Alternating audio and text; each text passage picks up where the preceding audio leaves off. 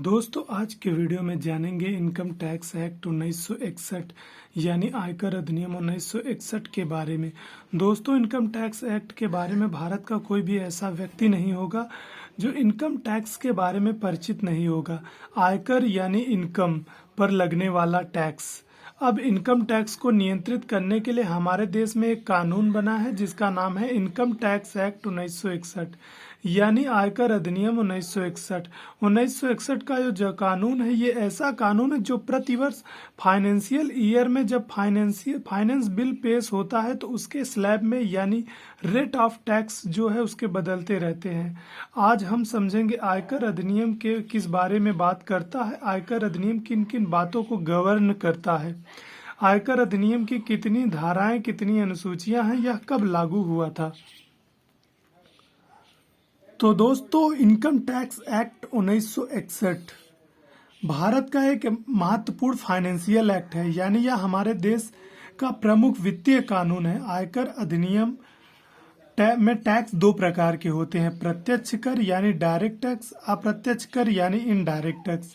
Direct tax वह होते हैं जिसमें सीधे धन के रूप में टैक्स जमा किया जाता है।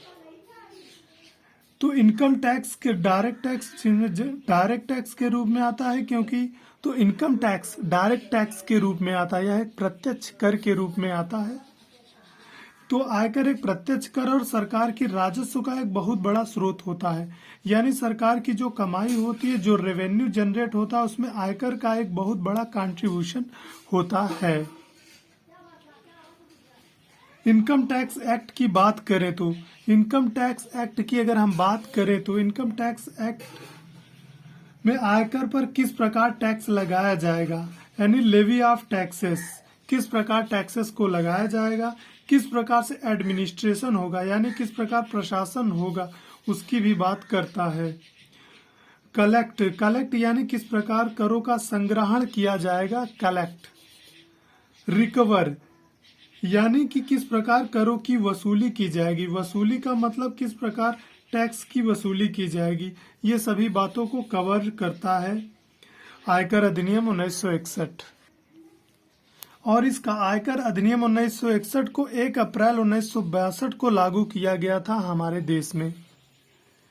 इसमें 298 सेक्शन यानी धाराएं हैं और 14 शेड्यूल यानी अनुसूचियां हैं इस एक्ट के अंतर्गत। अब इनकम टैक्स की बात करें तो उसमें एक करदाता बताया गया है यानी टैक्स पेयर। करदाता का मतलब जिनको इनकम टैक्स देना है, इसी को टैक्स पेयर भी कहा जाता है। तो टैक्स पेयर के बारे में अनेक बातें कवर करता है। टैक्सेबल इनकम यानी करदाता कौन होगा, उसकी टैक्सेबल इनकम कितनी होगी और उसकी कर योग्य आय कितनी होगी, कितने रुपए से वह कमाता है तो उसे टैक्स देना होगा, कितना रुपए वह कमाता है तो उसे टैक्स देना होगा। टैक्स लायबिलिटी यानी उसकी लायबिलिटी कब जनरेट होगी, मतलब कर देने की उसका जो दायित्व है वह कब उत्पन्न होगा और उस दायित्व के खिलाफ वह व्यक्ति कहाँ अपील कर सकता है। जो टैक्स और उस दायित्व के खिलाफ, इस लायबिलिटी के खिलाफ वो कहाँ अपील कर सकता है, अपील के संबंध में इसके प्रावधान बताए गए हैं। साथ ही साथ इसमें पेनाल्टीज भी बताया गया है। यदि कोई व्यक्ति इनकम टैक्स यानी आयकर नहीं जमा करता है या आयकर में कोई गड़बड़ी करता है या उस आय को छुपाता है या कर चोरी करता है तो उसमें क्या ऑफेंसेस होंगे, क्या दंड होंगे, इसके बारे में पूरी व्यवस्था आयकर अधिनियम 1961 के बारे में बताया गया है। हमारा वीडियो आपको थोड़ा भी इंफॉर्मेटिव लगा तो हमारे चैनल को सब्सक्राइब करें।